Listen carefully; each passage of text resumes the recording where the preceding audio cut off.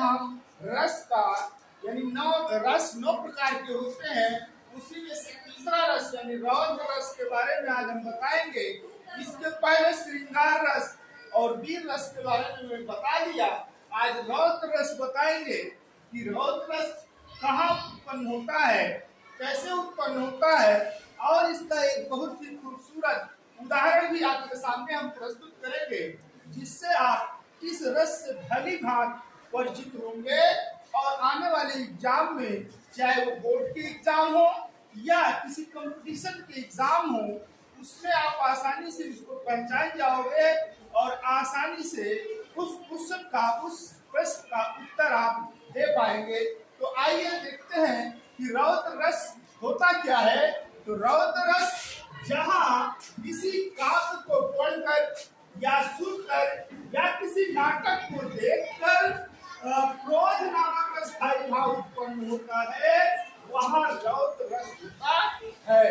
ये कह लीजिए किसी काव्य रचना को हम पढ़ते हैं या कोई काव्य रचना पढ़ी जा रही है उसको सुनते हैं, अगर पढ़ने या सुनने से हमारे अंदर क्रोध आ जाए तो वही हमारा जो है रौद्र रस कहलाता है। या ये कह लीजिए किसी समाज में किसी नारी का अपमान हो रहा हो या किसी गुर्जर का अपमान हो रहा हो या हमारे माता पिता का कोई अपमान कर रहा है, तो ऐसी स्थिति में भी क्रोध जो है, क्रोध नामक स्थायी भाव उत्पन्न होकर के वो रौद्र रस में परिणत हो जाता है। अर्थात हम कह सकते हैं कि जो हमारा नौ स्थायी भाव है, उस नौ स्थायी भाव में क्रोध भी एक स्थायी भाव है और वही क्रोध अस्थायी भाव रौद्र रस में परिणत हो जाता है। तो आइए उसका एक खूबसूरत उदाहरण पढ़ते हैं कि जैसे श्री कृष्ण के सुन वचन अर्जुन क्रोध से जलने लगे, सब शोक अपना भूल कर कर्तव्य युगल मरने लगे।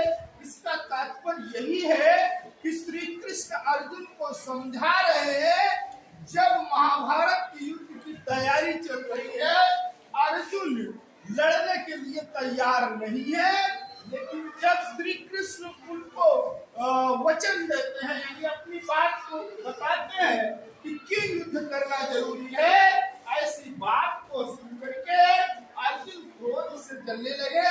अर्जुन के अंदर क्रोध जाग गया, अर्थात क्रोध नामक स्थायी भाव उत्पन्न हो गया।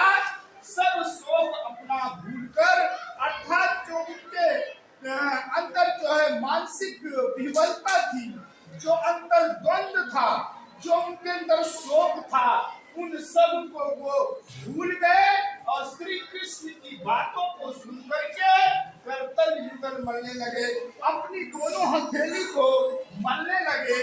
अर्थात उनके अंदर इतना ज्यादा क्रोध आ गया तो अपनी दोनों हथेली को मरने लगे। इसी प्रकार जब क्रोध आता है तो आंखें लाल हो जाया करती है, या ये कह लीजिए हम अपने दांत को पीसने लगते हैं। तो आइए रस के जो अंग है उनकी भी चर्चा हम करते हैं कि अस्थायी भाव जो है वो क्रोध है। अनुभाव की बात करें तो आंख लाल हो जाना या दांत पीसना, किस प्रकार के अनुभाव उत्पन्न होते हैं। आलंबन विभाव की अगर हम बात करें तो ये शत्रु होता है, अर्थात वीर और शत्रु यानी सामने वाला जो शत्रु है वो आलंबन विभाग होता है विपक्षी, और उद्दीपन विभाग जो होता है वहाँ किस प्रकार का क्रियाकलाप है, अर्थात वहाँ निंदा की जा रही है, कठोर वचन सुनाए जा रहे हैं।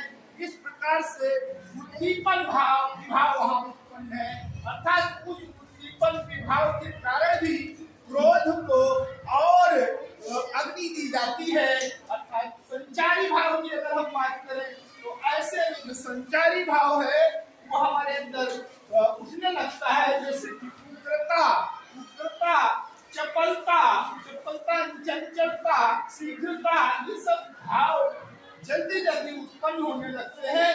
मति, बुद्धि, अमर्ष भी एक प्रकार का असहिष्णुता, अर्थात जहाँ दया ना हो उसी को अमर्ष कहा जाता है। अर्थात ये सारे जो है संचारी भाव है। इसके अलावा भी संचारी भाव हमारे अंदर उठने लगते हैं। संचारी भाव का एक बहुत ही अच्छा उदाहरण मैंने आपको बताया था कि संचारी भाव वो होते हैं जो पानी के बुलबुले की तरह होते हैं, अर्थात बुलबुला बना और फूट गया, दूसरा बुलबुला बना फूट गया।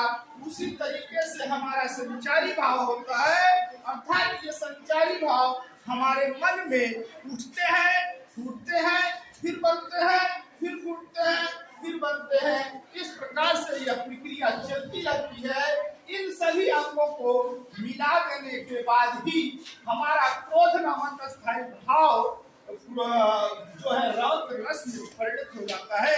इस प्रकार से बच्चों ये बहुत ही साधारण परिभाषा और साधारण एग्जाम्पल के साथ आपके सामने प्रस्तुत किया गया।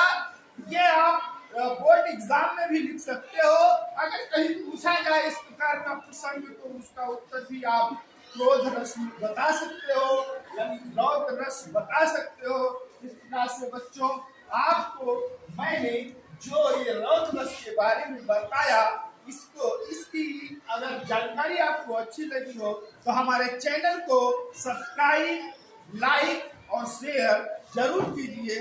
धन्यवाद।